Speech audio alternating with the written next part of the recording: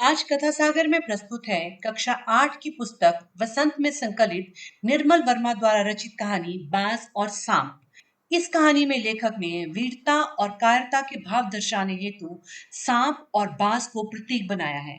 तो चलिए आरंभ करते हैं पाठ। समुद्र के किनारे ऊंचे पर्वत की अंधेरी गुफा में एक सांप रहता था।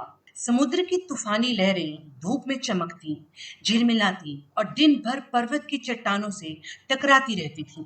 पर्वत की अंधेरी घाटियों में एक नदी भी बहती थी। अपने रास्ते पर बिखरे पत्थरों को तोड़ती, शोर मचाती हुई ये नदी बड़े जोर से समुद्र की ओर लपकती जाती थी। जिस जगह पर नदी और समुद्र का मिलाप होता था, वहां लहरें दूध के झाग सी सफेद दिखाई देती थी। अपनी गुफा में बैठा हुआ सांप सब कुछ देखा करता। लहरों का गर्जन, आकाश में छिपती हुई पहाड़ियां, टेढ़ी मेढ़ी बल खाती हुई नदी की गुस्से से भरी आवाजें। वह मन ही मन खुश होता था कि इस गर्जन तर्जन के होते हुए भी वह सुखी और सुरक्षित है। कोई उसे दुख नहीं दे सकता। सबसे अलग, सबसे दूर वह अपनी गुफा का स्वामी है। न किसी से लेना, न किसी से देना। दुनिया की भाग दौड़, छीना झपटी से वह दूर है। सांप के लिए यही सबसे बड़ा सुख था। एक दिन एकाएक आकाश में उड़ता हुआ खून से लथपथ एक बाज सांप की उस गुफा में आ गिरा। उसकी छाती पर कितने ही जख्मों के निशान थे, पंख खून से सने थे और वह अधमरा सा जोर शोर से हाँफ रहा था। जमीन पर गिरते ही उसने एक दर्द भरी चीख मारी और पंखों को फड़फड़ाता हुआ धरती पर लौटने लगा। डर से सांप अपने कोने में सिकुड़ गया, किंतु दूसरे ही क्षण उसने भांप लिया कि बाज जीवन की अंतिम सांसें गिन रहा है और उससे डरना बेकार है। यह सोचकर उसकी हिम्मत बंधी और वह रेंगता हुआ उस घायल पक्षी के पास जा पहुंचा। उसकी तरफ कुछ देर तक देखता रहा, फिर मन ही मन खुश होता हुआ बोला, क्यों भाई, इतनी जल्दी मरने की तैयारी कर ली? बाज ने एक लंबी आह भरी। ऐसा ही दिखता है कि आखिरी घड़ी आ पहुंची है, लेकिन मुझे कोई शिकायत नहीं है। मेरी जिंदगी भी खूब रही भाई, जी भर कर उसे भोगा है। जब तक शरीर में ताकत रही, कोई सुख ऐसा नहीं बचा जिसे न भोगा हो। दूर दूर तक उड़ाने भरी है, आकाश की असीम ऊंचाइयों को अपने पंखों से ना पाया हूं। तुम्हारा बड़ा दुर्भाग्य है कि तुम जिंदगी भर आकाश में उड़ने का आनंद कभी नहीं उठा पाओगे। सांप बोला, आकाश? आकाश को लेकर क्या मैं चाटूंगा? आकाश में आखिर रखा क्या है? क्या मैं तुम्हारे आकाश में रेंग सकता हूँ? ना भाई, तुम्हारा आकाश तुम्हें ही मुबारक।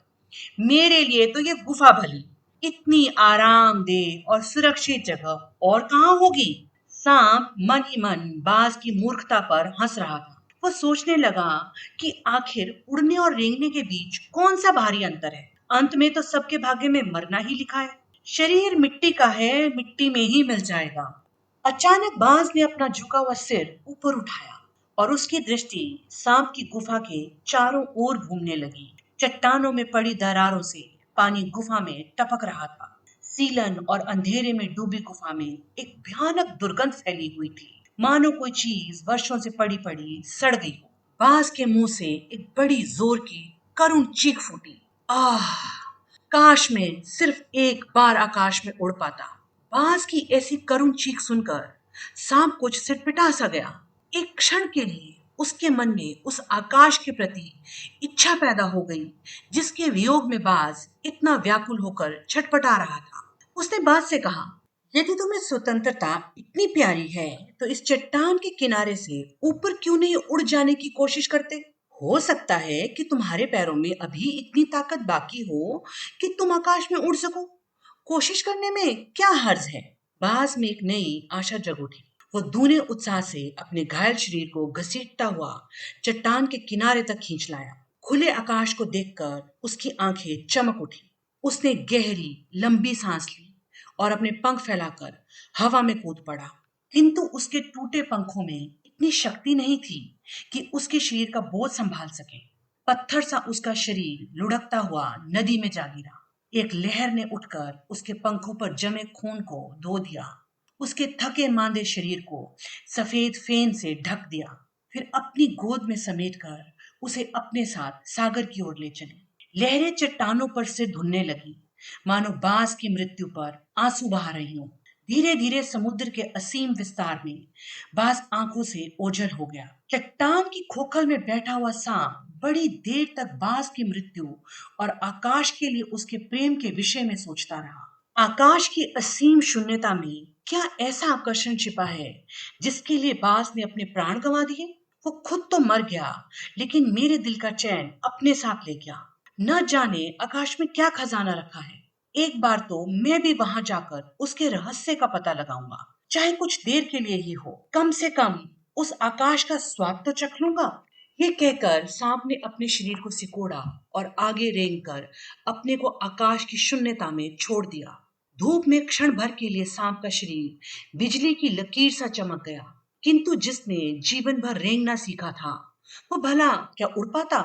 नीचे छोटी छोटी चट्टानों पर धप से सांप जा गिरा। ईश्वर की कृपा से बेचारा बच गया, नहीं तो मरने में क्या कसर बाकी रही थी।